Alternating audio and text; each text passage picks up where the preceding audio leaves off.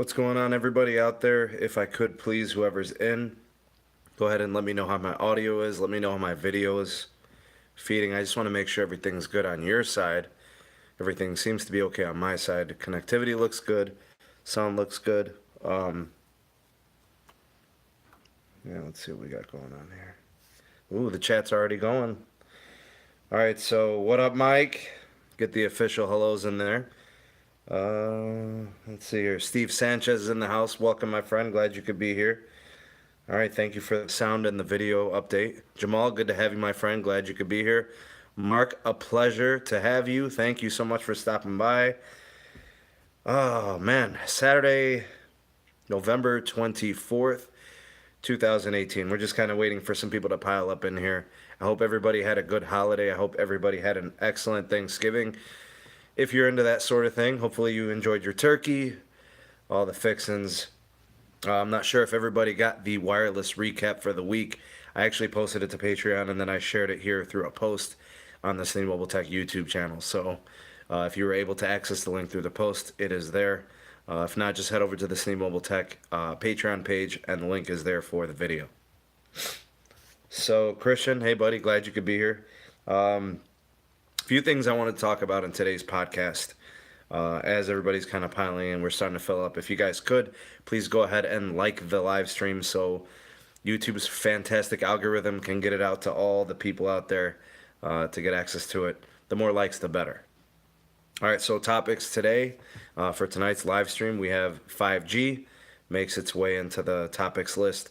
We have 4G LTE speeds in the U.S. We have Open Signal. They let out their state-by-state report. So we'll get an update on that. Some issues with some iPhone connectivities. I think it's more of a Wi-Fi issue than anything, but something that we've been seeing over and over again with the newer generations of iPhones. I thought I would share with you guys there. Some other Apple news. Apple in Japan looks like they might want to discount some of their more expensive phones. And then Apple has resumed production of the iPhone 10.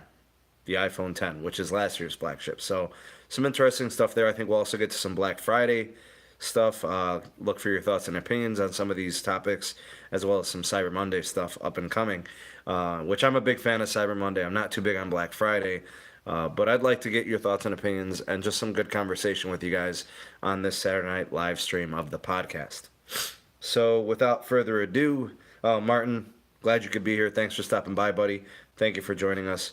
I'll just go ahead and start with the first topic, which is 5G. And this report actually is specifically about fixed 5G. This is not mobile 5G, so I wanted to clarify that. So this is a report coming out of the United Kingdom. Maybe some of you might not be able to see the correlation to the US, but I think this is very telling.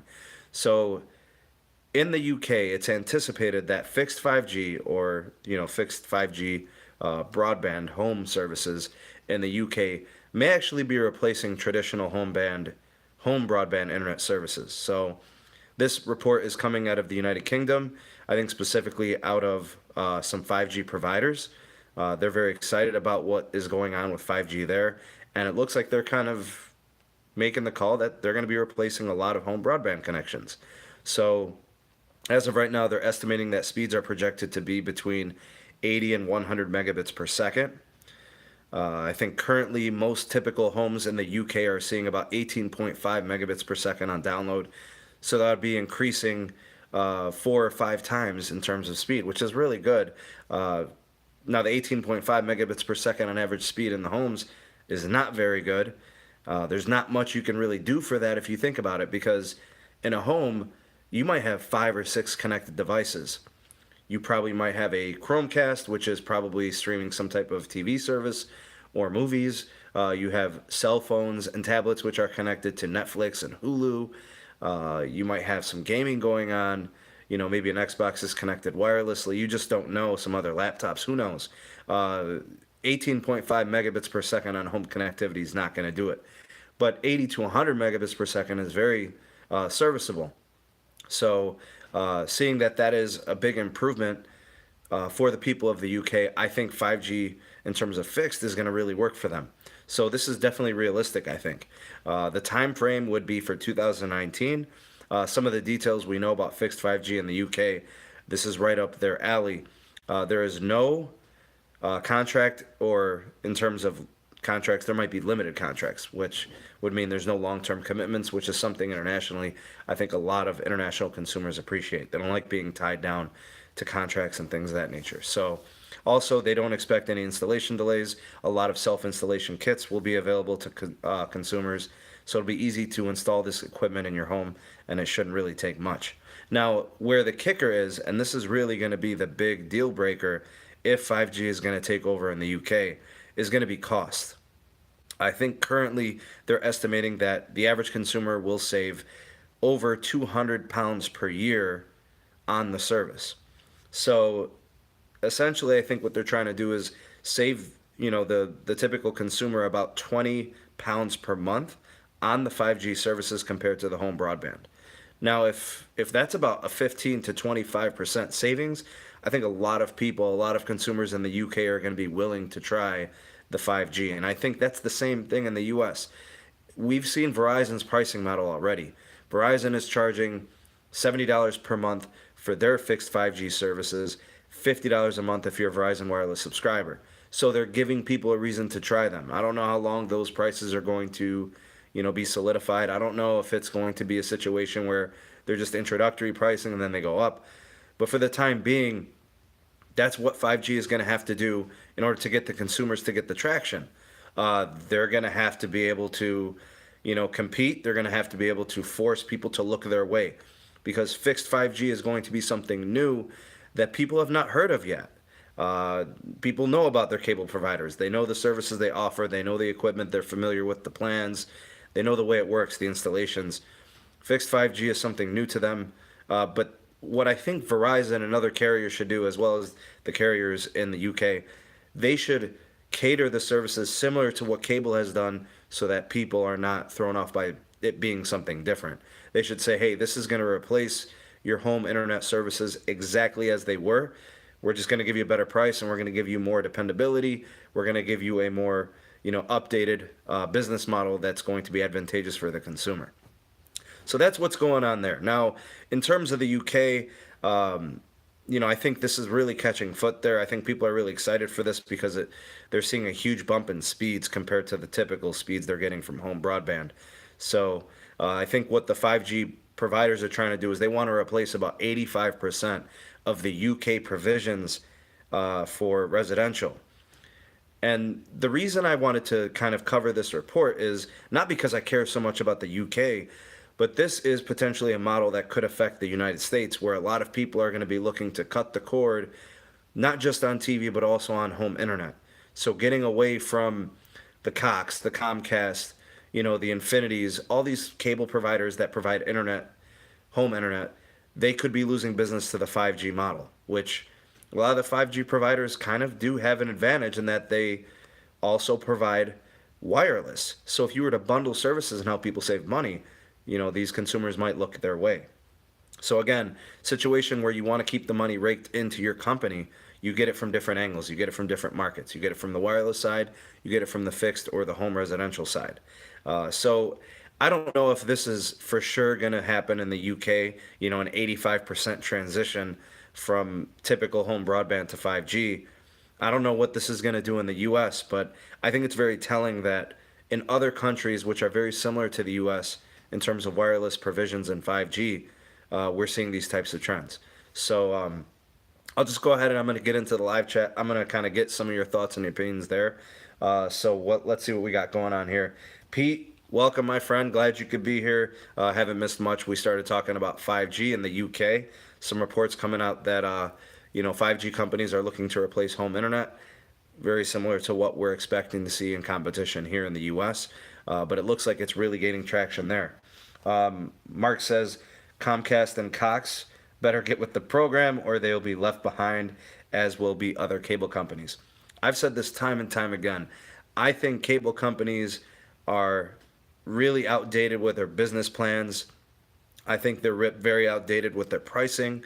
They don't really give people value. I think they've done themselves a huge disservice with their lack of innovation with equipment and pricing. So I think people are going to be looking for other options and other solutions for their home internet. And, 5G provisions sound very promising as long as the services are dependable and fast and they offer the capacity that people need. So if that's there and the pricing's there, people will definitely give it a shot. Delaney, glad you can make it. Thank you for stopping by and saying hello. Let's see here. Pete says the UK has better mobile experience than the US, so convincing them will be a lot easier. That's probably true. I know that LTE speeds are pretty good in the UK, and also the coverage is pretty good. It's also a much smaller country than the US, so coverage should be a lot better. Speeds should be a lot better as well. But I think it's the pricing that's really good in the UK. So the consumer base, they're very savvy when it comes to what they want to pay for wireless and 5G and home internet provisions as well. So definitely a good point there. Mark says, do you see that all the prices are going up across the board? Yeah, I've been seeing that a lot of companies, the cable companies, are increasing the costs for even just their basic provisions. So let's say you're on like an entry level internet plan. Maybe you're getting something like 20 or 30 megabits per second on the download speed. They're bumping your price up about $10. So if you're paying 40, now you're going to be paying 50. If you're paying 80, now you're going to be paying 90 or 100. It's pretty much across the board, like you said, Mark. Very disappointing. I'm not happy to see that at all. I'm definitely a consumer myself, and to me, I think the most important person in the equation of business is the consumer. So I think 5G couldn't have come at a better time to really put the pinch on the cable providers to improve the value and change kind of the way that they're pricing things. Now, TV wise, it has changed a lot. We have the streaming services. That's really put a pinch on the cable companies. But I think what's really interesting in the cable companies, I don't think they understand. They're taking like the Apple approach, which is, let's go ahead and increase pricing to make the profitability higher, and that'll compensate for the lack of sales or the lack of growth. So I think it's a failure. I think it's the wrong way to do it, but that's what they're doing right now. I think other than that, that's probably it from cable, the cable side. I didn't really want to cover too much on it, but for those of you that, maybe the 5G residential is something that you'll want to consider, it's going to be coming to a lot of U.S. markets in 2019. So Verizon is going to continue to expand. AT&T looks like they're just about ready. We should have something from AT&T here in December. If not a launch, at least an announcement of a launch. So we're kind of hoping for that. T-Mobile's going to have something in 2019. They're going to probably put together some kind of a package deal with Layer 3 TV, to have kind of like the TV offerings there as well. We're going to expect something from Sprint. I'm not sure if it's going to be more of like a mobile solution, but we'll have to wait and see. But 2019 will be the year of the introduction of 5G on a market-by-market basis. So by 2020, you'll see huge expansion in 5G residential and the initial launch of a lot of the mobile stuff. So exciting time. It's good. We need the competition as consumers. We like to see this. We want to see the competition. We want to see the market expand. We want to see innovation. We want to see value. And we're expecting those things with 5G. Tito says, I pay over $100 for basic DirecTV satellite, and it's not a great value at all. I'd say so also. That's not a very good value. You expect to get more for your money. You would think that $100 gets you more. I can't blame you for thinking that you deserve more, Tito, for sure. The only thing I could say is maybe consider a cord cutting option like Hulu Live or Netflix combined with regular Hulu, or some type of a streaming service, PlayStation View.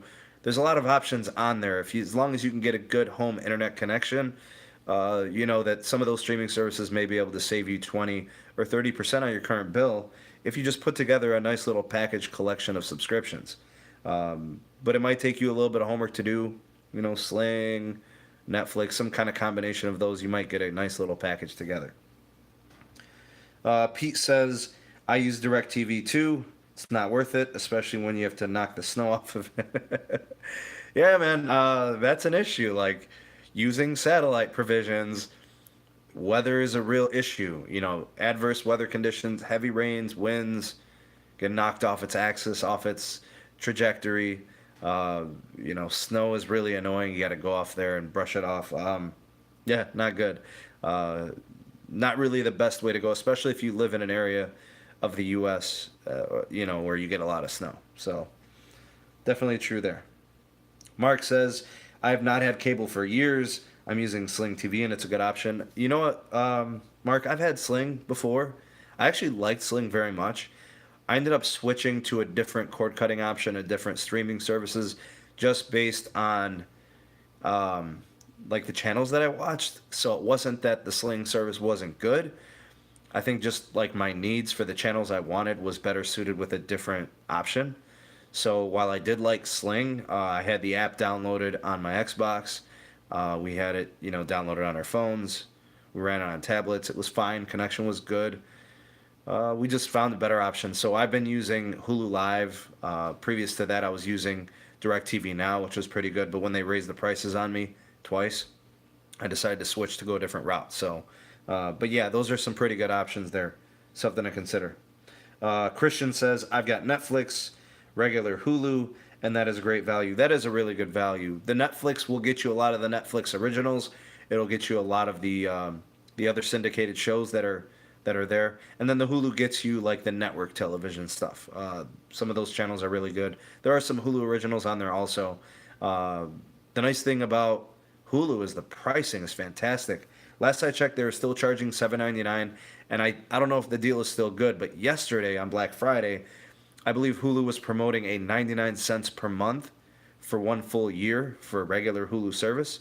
So that'll be the $8 service for 99 cents a month for 12 months, which is a pretty good deal. So the only unfortunate thing was it wasn't extended to people who are currently Hulu customers. So I'm guessing you probably could have worked around it just by creating a different account, using a different email or something like that. But a pretty good deal nonetheless. Hulu for 99 cents is great. Not the live option, but it does get you the Hulu services, which, 99 cents a month, you can't beat that. That is TV. So really, really good there. A longtime friend of the YouTube channel and patron on Patreon, David Brown. Welcome, my friend. Glad you could make it here. It has been a while. So good to have you here in the chat. Thanks for stopping by. Martin says, I love Hulu. I have been having add-on of HBO, Showtime, and I'm guessing Cinemax, but now watching Pluto TV, and over-the-air antenna has 55 channels. Yeah, Martin, there's some options there. Looks like you're pretty covered there. You've got Hulu with the HBO add-ons. You've got the movie stuff with the Showtime. You've got a pretty comprehensive connection there to all those different channels and movie options. So your streaming services are pretty thorough. A lot of people do that. They cover all the movie stuff. They cover all the basic channels. They cover some of the network stuff as well. There's a great way to really be connected to get a lot of good value from TV without having cable TV, from your services like a home internet provider. So, like I said, they are feeling the pinch now, and their response to them losing business has been to increase pricing, which I think probably drives more people away from them than anything. And I think it's going to really hurt in 2019. I don't know if they're going to go out of business in 2019, but I think they're going to really feel it more so than ever once 5G becomes wide scale available in a lot more markets. Now, if 5G gets to rural America, they're done. Cable's done. They have no chance. There's no way that they can carve a niche if they can't get coverage in markets, and 5G is really taking off. Honestly, there's a lot that's going to have to change from the cable providers. They've been forced to kind of respond. The market is speaking. People talk with their wallets, right? People speak with the money they spend. And people want more. So cable either provides or they're going to continue to purge and hemorrhage dollars in the form of market share and people going in other directions. Christian says, last I heard, cable was losing about 13,000 subs per day. While that does seem a little bit high, I'm not going to say it's inconceivable. It just sounds a little high to me, but I mean, maybe it's 10,000 or whatever it is. I don't know. Probably true. I could definitely see that they are losing business. And if you think about it, the average person with home cable is probably spending anywhere between $100 and $170 per month. So take away $150 per month from 13,000 people, right? That is a substantial amount of money. So they're losing tons of business. And like I said, 5G is just going to force the issue even more. And TV is just one of those things where people have been fed up and they're looking for better value. So that's the case there. And I'm glad to see that you guys were so outspoken on that. I think it's an interesting topic, and we'll definitely see more to come in 2019 on it. So let's go ahead and move on to the next topic. This next report is actually coming out of OpenSignal. Covers LTE speeds in the U.S. So every so often, OpenSignal does a different range of dates in which they are testing the networks state by state, business by business. So they look at T-Mobile, they look at Verizon, they look at average download speeds, average upload speeds, 3G versus 4G LTE availability, stuff like that. So OpenSignal, I think, is a pretty good source for just a good idea of what's going on in wireless. So last week, the OpenSignal put out a state-by-state report on average 4G LTE speeds. So this has nothing to do with any other connections, just the 4G LTE. And on that state-by-state report, they kind of like broke down categories for each state. I think it was like 20 or greater than 20 megabits per second, between like 18 and 20 megabits per second, and then like around 15 to 16 megabits per second, and then less than 12 megabits per second. And it was shockingly very, very light blue. Now, the light blue indicated that that was very slow speeds, like sub 12 megabits per second on the download. And then the darker blue options in the report were greater than 20 megabits per second on the download. Now, that's a huge variance. Like average speeds at 20, average speeds at 12. That's the difference between somebody being able to stream 4K and 720p or 1080p. So I think when you think about those speeds, like you could do a lot with 20 megabits per second. You can do quite a bit with 10 megabits per second, but there are some services where you won't be able to get quad HD or 4K unless you can get a higher bandwidth, faster speed. So in this report, there were 6 states that came in at an average of over 20 megabits per second. I believe it was the District of Columbia, Connecticut, Ohio was also in there, New Jersey, Massachusetts. I don't know, there was only 6 states over 20 megabits per second on the average download speed.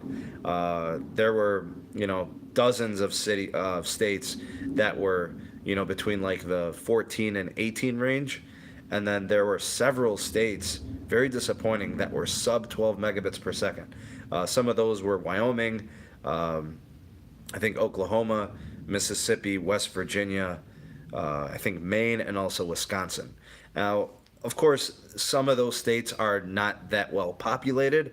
The infrastructure, the coverage there, just, it's going to be a struggle because not enough people living in certain areas to warrant the need for LTE expansion and coverage. So I think what this kind of report does, it highlights rural weakness when it comes to the support for wireless provisions. I think the lack of build out and coverage in rural America is being highlighted. I think a lot of those remote areas are probably mostly 3G and very, very light scattered 4G LTE. The lack of population. Why would the company want to invest and build out 4G LTE, have that added cost and build out when they could just focus on cities where most people are dwelling and you have a higher concentration of their customers? So I think it kind of highlights that issue.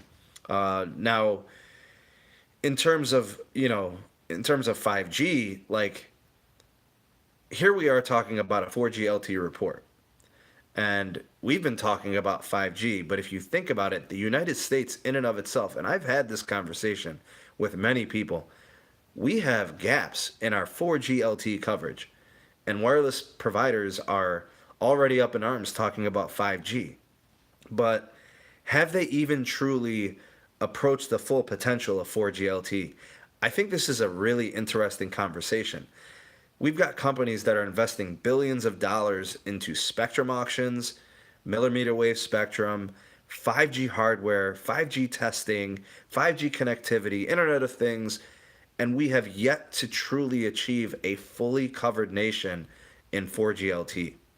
Now, the 4G LTE is going to still be the backbone of 5G connectivity. There's just no other way to do it. You need far-ranging, far-reaching coverage using the 4G LTE backbone that 5G is just truly can't achieve. 5G is going to be very, very spotty. It's going to be very concentrated in certain areas where there's going to be highly congested areas with people with very high populations. So city centers, near concerts, near venues where they pack a lot of people indoors and outdoors, concert venues, things like that. So we know the application for 5G, but really we do need additional coverage of 4G LTE across the nation. Ask anybody who lives in rural America and they will tell you coverage around here sucks. They'll either say, I'm always in 3G, or the 4G LTE is slow, or they'll say it's very spotty. There's a lot left to be desired when it comes to 4G LTE in the U.S. And I think in terms of the build out of 5G, it just cannot be forgotten that we still need to continue to make sure that our 4G LTE is there. And I think this report from OpenSignal really highlights speeds are not great in many, many different states. And there's really only a handful where we can say average download speeds are greater than 20 megabits per second. Now, I could tell you right now, I live in Ohio. I live in Northeast Ohio. Coverage here is excellent for the most part. I live just outside of Cleveland, suburb about 15 or 20 miles west. And, coverage is really good. The speeds are great. The coverage is there. I really don't see 3G service often. I can't remember the last time I saw 3G. I have Verizon coverage, and it's always in LTE. So, and the coverage is always the signal's always pretty strong, and the connectivity's there. I don't drop calls. I stay connected. The data's always available. So I say that I'm blessed. I'm in one of those states where the coverage is really good and the speeds are excellent. But there are a lot of states, I named some of them: Wyoming, Oklahoma, Mississippi, West Virginia. I've traveled through some of those states, and it is that bad. A lot of 3G, a lot of lack of LTE, speeds obviously very poor. It's just not going to get it done. 5G or not, it doesn't matter. We really do have a 4G LTE gap filling problem. Like, that still needs to be addressed. I don't know what your thoughts and your opinions are on this topic, but I think depending on where you live, you probably feel like, okay, well, service is pretty good where I live mostly. I don't really have any complaints, but there's probably a minority, maybe a majority, I don't know, of people here on the channel that want more in terms of speeds. And then also throw in the fact that it's not just like Verizon, AT&T, Sprint, and T-Mobile that's doing this, right? What about the MVNOs? They're getting, a slower version of these four networks. So if you have, this deprioritization issue, that's going to slow you down at times. Congestion, network congestion. Are you, first to go on the queue to be slowed down and throttled? We have video throttling, trying to manage the network. So I think we have a lot of things coming out of this OpenSignal report. I'll just take a look here in the chat and see what's going on here.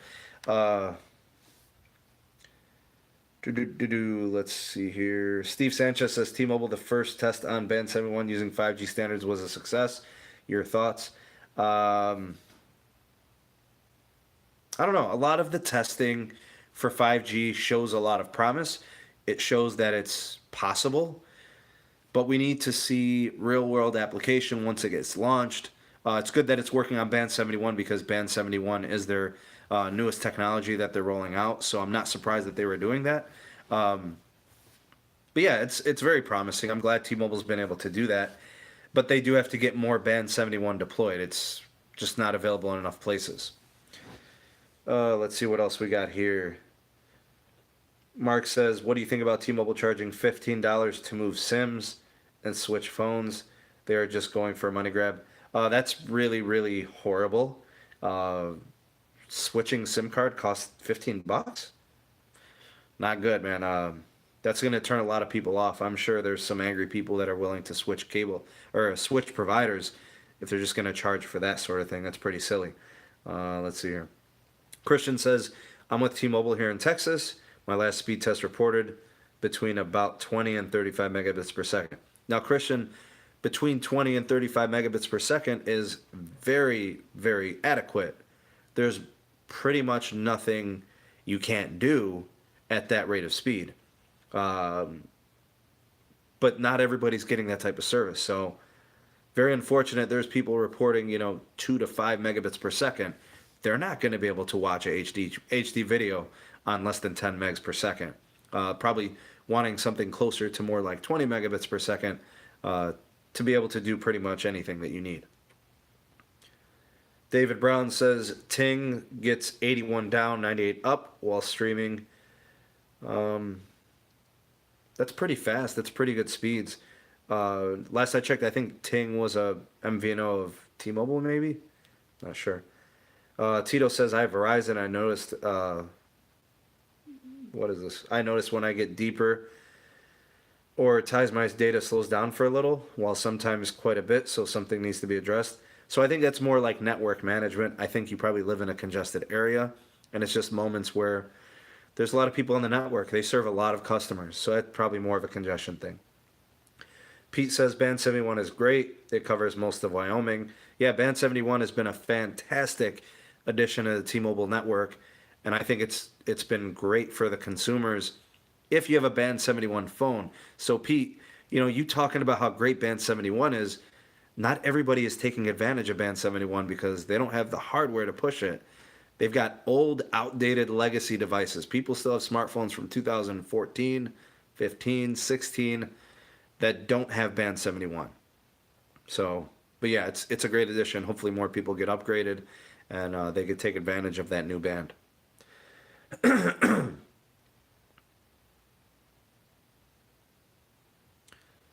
All right, so that covers that topic. The next thing I wanted to mention as we transition away from LTE speeds in the US, I've been coming across a lot of different reports about the new generation of iPhones. And while my channel is not really a hardware channel, I don't necessarily spend a lot of time talking about phones and smartphones and devices. Technically, they are the machines that drive the network coverage. So I do want to talk about a couple things from Apple. So the first thing is the new generation of Apple iPhones are very, very flawed when it comes to network connectivity. And this is not a personal attack on Apple. I think Apple makes, for the most part, a fine device. I mean, their cost can be a little bit arguable about value. But in terms of like the phone itself, I mean, iPhones are generally pretty much everything that somebody would need in terms of what they need from a smartphone. So they kind of check all the boxes. They do a good job of video. You can do quite a bit with them, like iMessage, FaceTime, good cameras. I mean, they check a lot of boxes. Now, one of the most basic fundamental features of a phone is connectivity to the internet, whether it's through LTE, through data, or it's through Wi-Fi. Now, what we're seeing with the new generation of iPhones, there are some problems with respect to connectivity, and I think it's mostly about connection speeds. So I was looking at a Reddit post, and this had been confirmed. I mean, multiple cases. This is not just like one person reporting it. It's coming from a lot of different people. They were showing screenshots and pictures of a speed test between the iPhone XS Max, iPhone XS, iPhone XR, and then some older iPhones like the iPhone 7, like the iPhone 7 Plus, the iPhone 8. And what they're saying is the two devices would be connected to the same exact network. So both of them would be connected to the same Wi-Fi. They're right next to each other, the exact same distance from the access point. So 15 or 20 feet from the router, both phones are right next to each other, and they're both connected to the Wi-Fi. And they're seeing that both devices are running iOS 12.1, so they're both up to date. But they're seeing that the iPhone XS Max, XS, or XR, they're getting about 17 megabits per second on the download, while the older iPhone 7, iPhone 7 Plus, is getting 48.7 megabits per second, running the same software, connected to the same Wi-Fi network, and they're getting a huge disparity in connection speed. Now, I'm not really a math wizard, but that is about 3 times faster with the older device. So, I guess I want to tread lightly here. A phone that costs $1,100 in the case of the iPhone XS Max, or $1,400 for, obviously like higher end storage, whatever else, or the 10R, which is $750. The 10S is $1,000. They should not be noticeably slower than a 7. They should be, if anything, faster, or at least have a more dependable connect. Like, there should be, improved hardware. I just don't understand how they could be slower. So I think what this does is it makes me wonder, is this a software issue? Both devices that were being tested were both running on iOS 12.1. So I don't know. Maybe it is a software bug, but it only pertains to the new generation of the hardware. Nobody really knows the exact cause. I'll probably be looking into it because I'm interested with this. But either way, I mean, whether it's hardware or software, this is not a good look for Apple. This is a company that is charging premium prices for their devices, and they're having issues with connectivity speeds. I mean, that is pretty noticeable. There are many reports on this. This is not isolated. This is not just some random person on Reddit. There are several users, I'm sure thousands, if not tens of thousands of people reporting these issues. Hopefully a fix is on the way. Apple does a pretty good job of software support, getting those over-the-air updates to people, getting those devices all squared away. But these connectivity issues are pretty notable, and I think people are going to be turned off by this, and it's going to affect their bottom line. So the sooner they get the update out there, the better. Again, like, just think about the pricing. Like, so the iPhone XS Max, like, it's $1,100. You finance that phone over 2 years, and the payment is still like $40 some per month. The iPhone 7 Plus, which was the other test device in this, is like $500 brand new. So you're talking about a phone that is less than half, has 3 times faster Wi-Fi connectivity speeds, and a more dependable data connection. I think that's concerning. So if I was an iPhone XS Max user, and I know my home internet connectivity is 50 megabits per second, and I'm seeing 11, and I'm getting buffering at, I'm trying to stream Quad HD video or something like that. I don't know. Whatever the max resolution of the iPhone XS Max is, that's going to make me mad, because you're paying $1,100, $1,300, $1,400 for a phone that, struggling with Wi-Fi speed. That you don't expect that, is kind of what I'm saying. So, and I'm not saying Apple's ripping off their customers, and I'm not going to get into that whole thing. I'm just saying that hopefully the fix comes sooner rather than later. The issue is ongoing. The software update could be coming for that. But hopefully it's rectified, because these are issues I would not expect to see from a newer generation of phone, possibly from an older generation of phone. But who knows what the cause is? Not really sure. Let's see here. David Brown says iPhone and gives me a funny face. Not a big fan of the iPhone, appears. I know David's a big fan of the OnePluses, so not surprised by that. Christian says, one's considering a newer iPhone, but not anymore with Wi-Fi speeds like that. Now, Christian, I'm not going to try to steer you away from the iPhone. If you want an iPhone, by all means, go ahead. But, it is a concern. Like, if you know that your internet, your home Wi-Fi is capable of 50 megabits per second or 100, and you're only achieving a small fraction of that, you would notice it. And if you're trying to, render some video of high resolution, that is going to definitely grind your gears. So, disappointing for sure. We'll have to see what Apple does. If there is a hardware exchange, people are going to be taking in phones, getting new devices. That's going to be very, very costly. I'm sure they're going to be looking the route of a software update. It just makes more sense. But You never know. Maybe it isn't software. Maybe it is some hardware. Who knows? So I'll keep you guys posted here on the channel. I think we'll just kind of like leave it at that with that particular story. I'll report back if I do hear anything on that, because I'm sure there are a lot of Apple and iPhone users out there. All right, so the next topic I wanted to cover. Wow, we're already 40 minutes in on the podcast here. So moving along, I'm gonna stay with Apple, and this story is kind of interesting. So one thing that Apple doesn't like to do, Apple does not like to discount products. Apple is a premium priced company that wants to get the most in terms of profitability. They are the wealthiest company worldwide when it comes to profit, and they want to keep it that way. So, again, they're all about profitability. They're not about giving out discounts unnecessarily, and they feel like they make a great product that will command premium pricing.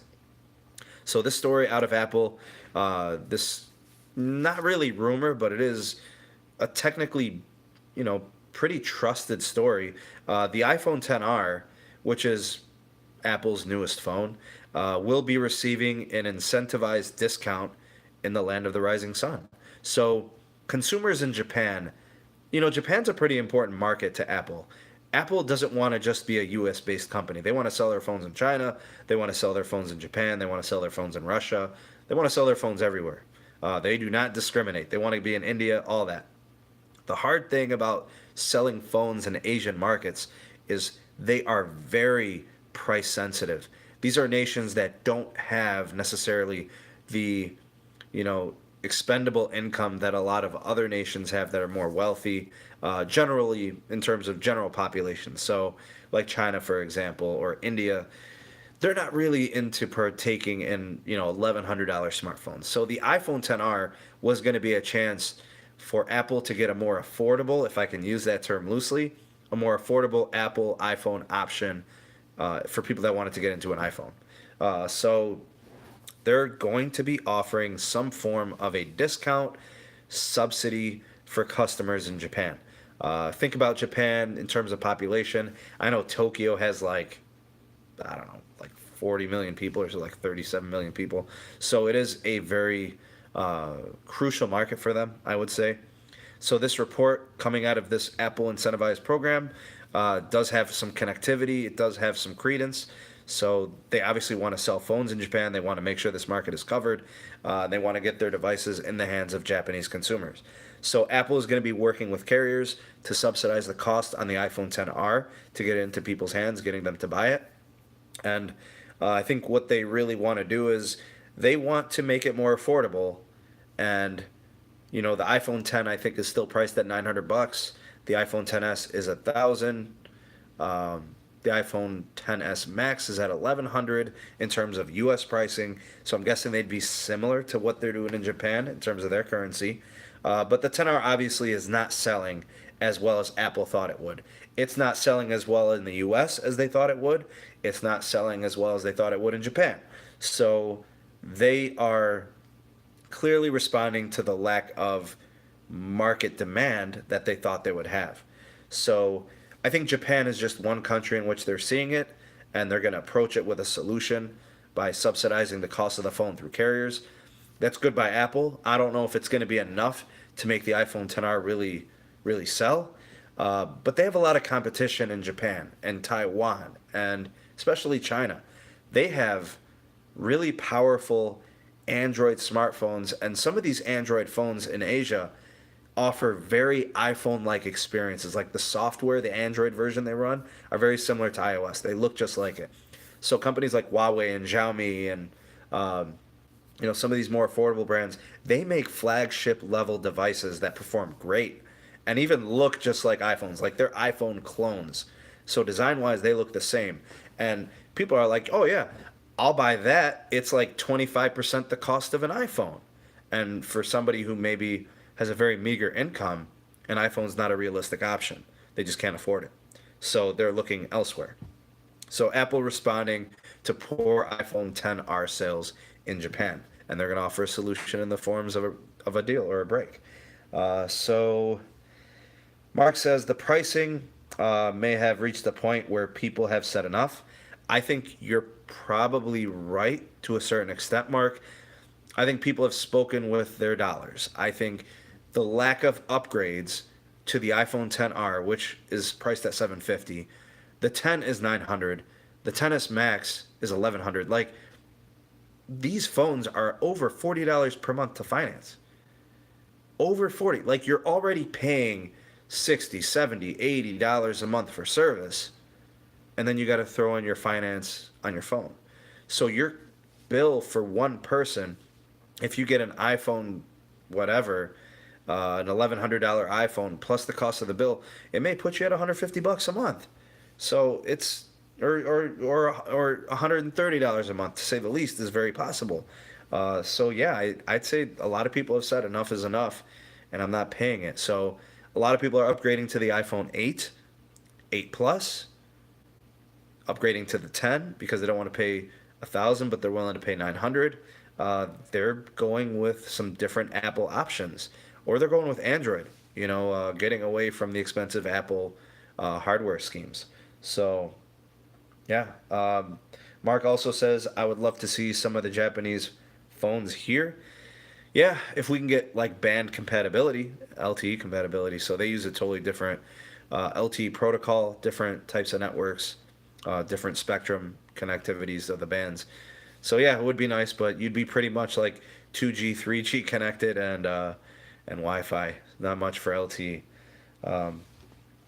Christian says an iPhone 10R, which is pretty much an iPhone 8 Plus with a higher price. Not good value there in my opinion. I'm looking at OnePlus.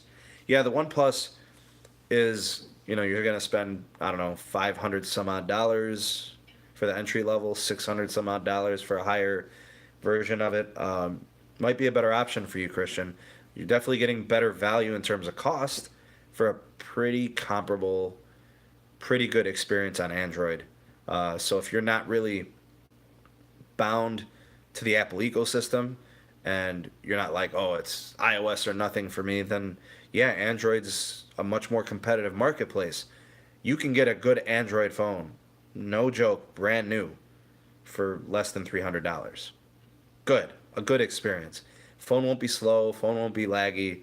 It may not receive like timely updates and software upgrades, but it'll be a good working phone with very comprehensive hardware and a good user experience.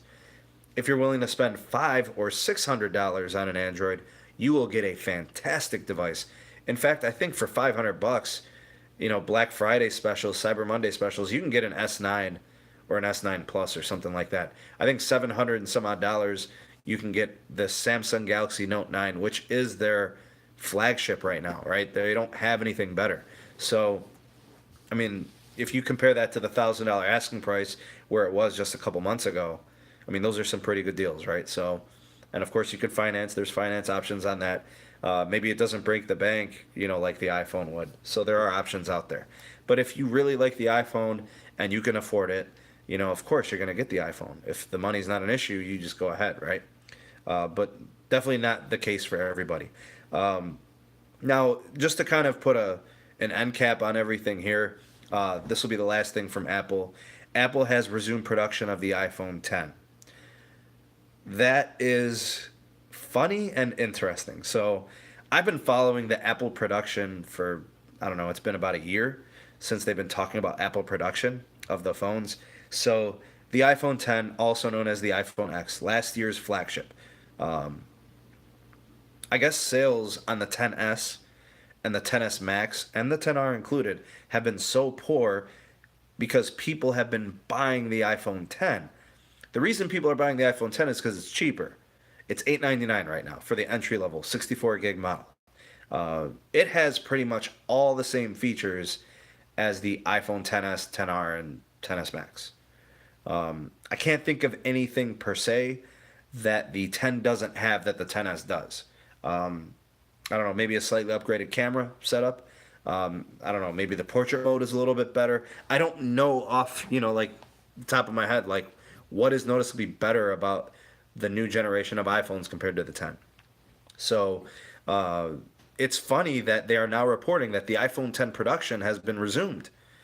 So they stopped iPhone 10 production a number of months ago, and here they are starting it again because it's selling. And now there's a couple things going on here. So in 2018, this year, earlier this year, Apple slowed the production of the iPhone 10 in response to a market where people just weren't buying the device like they thought they would. So they really kicked up and ramped up production very early, and then they decided, hey, we're going to slow things down. So they slowed down production. Then I believe they slowed it down a second time. So they slowed it down once, they slowed it down again like a month or two later. So it was like kind of like a slow leak. Like they just weren't making money.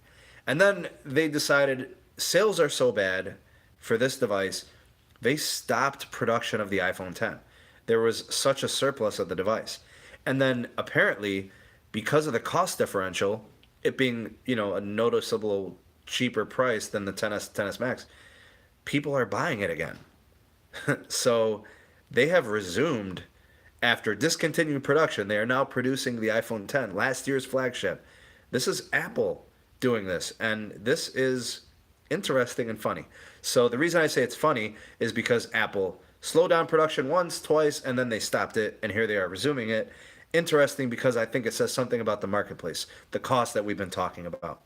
So, and also think about Apple, like, they're actually really smart. Like, a lot of companies would have said, to hell with this, we're not going to go backwards in our production. But Apple's like, no, let's continue to sell the products that the people want. And actually, this helps us. Now, the reason I say this helps us in terms of Apple, why it helps Apple, they're still selling phones. They don't care if they sell a 10, a 10s, or a 10s Max. They've established a technology basis where their profitability on the 10 is probably higher than the 10s. Their profitability on the 10s Max is probably lower than the 10. So to them, it makes no difference. It's all about profit. So now the cost on the 10 parts is much lower today than it was 6 months ago. So the fact that they're making more 10s now, kicking up production because of demand, is perfectly fine with Apple. They'll continue to probably make the 10. I didn't expect this, but they'll probably continue to make it for another year. Even though it is considered to be a limited edition model, Apple has responded and they're selling or producing more of the 10s. So I think it's kind of interesting that I didn't expect it because they said it was a limited edition phone and we're not making anymore, and here they are making it. My wife even mentioned this to me. She said, I thought you said they stopped making it. They did. And here they are making it again. So I want to actually give Apple props there. They backtracked. They realized, this is the right thing to do. People are paying for it. The cost for making it is less. We're still making a lot of money. Let's go ahead and give them what they want. So interesting, to say the least, I think, in terms of Apple reproducing or starting over production on the iPhone 10. I'm going to get into the chat, see what's going on here. Let's see here.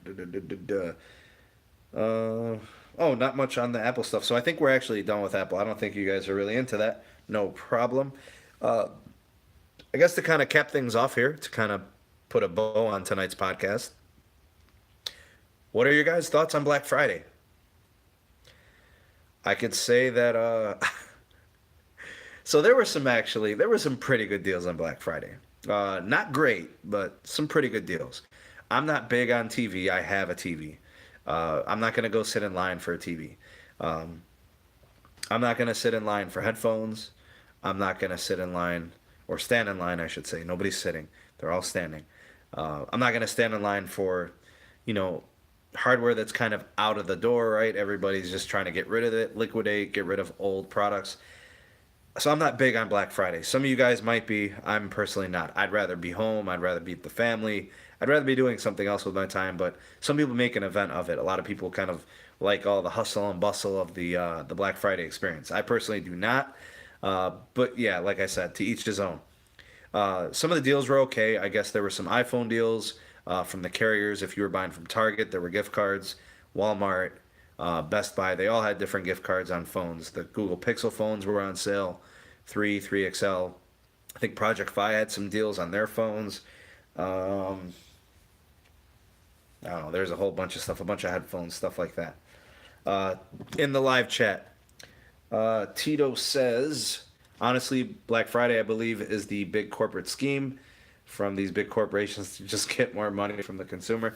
I think what it is they're just trying to squeeze out the last bit of profitability on products that they're just going to complete a tax write-off on anyway. So, trying to get rid of, products, get rid of inventory, the stuff from 2018 as they move towards 2019 and they start getting the newer versions of everything and getting rid of old, outdated stuff. That's pretty much what that is. Pete says the clear stock is my Black Friday view. Yeah, pretty much. That's what they're trying to do. They're trying to get rid of stuff off the shelves, get it out of their warehouses, sell it at a slightly discounted amount, and people are willing to buy it. And I swear, like, Black Friday 10 years ago seemed like there were so many more deals, so many more products with such better discounts. Like, I almost feel like they're just giving you a little bit on Black Friday. I almost feel like Cyber Monday is a better thing. Like, in terms of sales, in terms of offers, in terms of products, it's just Cyber Monday is just better. Like, Amazon does a good job of Cyber Monday. eBay does a good job of Cyber Monday. Target does a good job of Cyber Monday. So does Walmart. Like, you can get really, really good deals on Cyber Monday, oftentimes better deals than the Black Friday deals, and you could stay home or you could buy and purchase from work or in your transit to and from work. Like, Black Friday just doesn't do it for me. And Cyber Monday is like, since a lot of people shop online now, like, it's become such a very important marketplace for people and businesses. So, and then of course you can ship directly to your family. We're talking gifts for Christmas. Like, all this is fantastic. There's so much more convenience in Cyber Monday. And I think it's just a better option for people. I think there's going to be some really, really good deals for Cyber Monday. In fact, Cyber Monday being just, 48 hours away, I'll probably post something here to the channel if I see something notable that's relevant to the channel, whether it's, data plans or phone offerings. I mean, not really expecting anything, but if there is something good, I'll definitely post it at least to the Steam Mobile Tech YouTube channel. So make sure you're subbed, make sure you're set for notifications. I might even just hit a post. I don't have to like make an update video, but maybe there's something in terms of products that you might be able to take advantage of that could be a good deal for you. So those are kind of my thoughts and opinions on it. Like I said, I'm not too big on Black Friday. I'm just not into standing in line, but some of you may be. I think Cyber Monday is great, and I think it's actually kind of enjoyable, and you get to see everything from the comfort of your smartphone, your apps, your tablet, your laptop, whatever, Chromebook, whatever desktop that you're using. You could do some online shopping. I think it's a much better option. So that's pretty much it. We're about 58 and a half minutes into the podcast.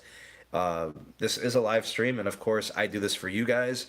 If there's anything you want to kind of AMA, right? Ask me anything, ask for an opinion, anything you guys want to talk about, you can put it there in the live chat.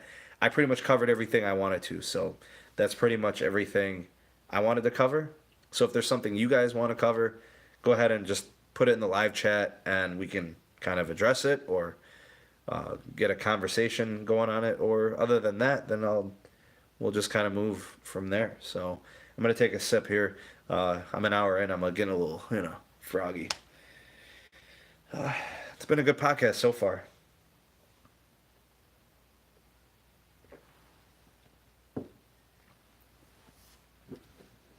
There was something that somebody said earlier in the chat. I don't know if it was like it was network related or let's see here.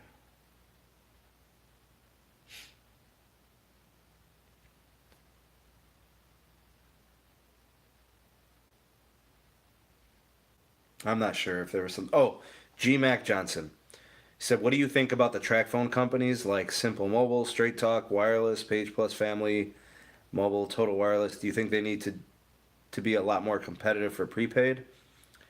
You know what, GMAC?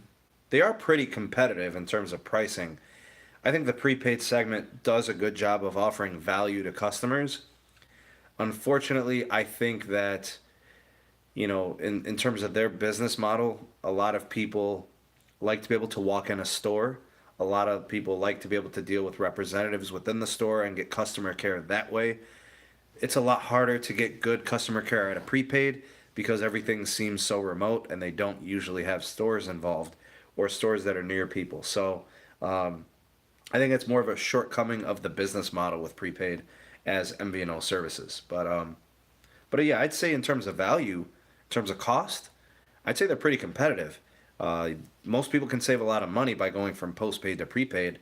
It's a much better option in terms of cost.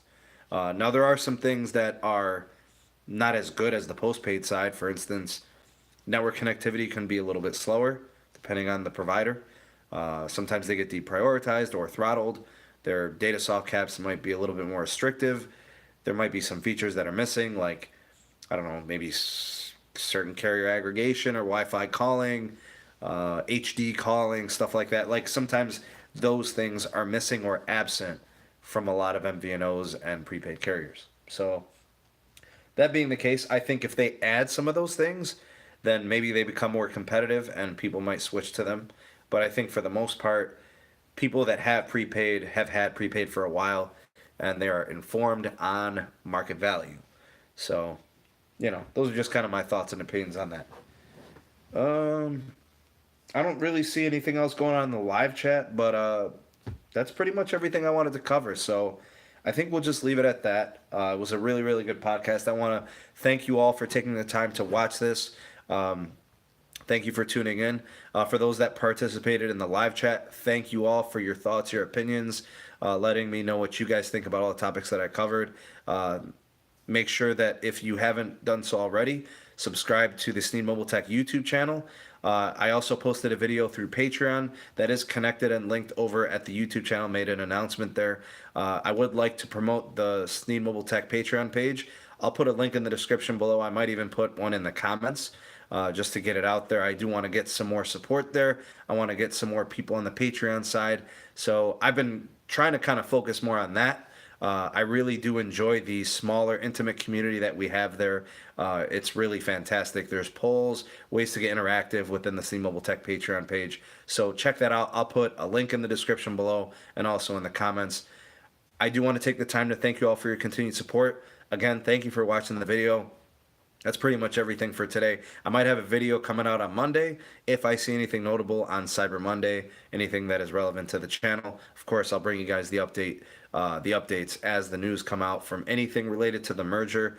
The next thing is going to be December 4th, which I believe the 180-day window is going to resume for the merger. So if you're kind of counting days or whatever, that's going to be in a few weeks here. So what is it, the 24th? So actually, no, it's going to be less than 2 weeks. So I'll be looking for an update on that. And of course, anything going on with the wireless carriers 5G, make sure you stay tuned into the channel. I'll definitely have things on that for you. So again, thank you all for tuning in. That's it. Have a great rest of the weekend, guys. And I'll see you at some point next week for the podcast for next week. So thanks again for tuning in. I will see you guys on the next one. Peace.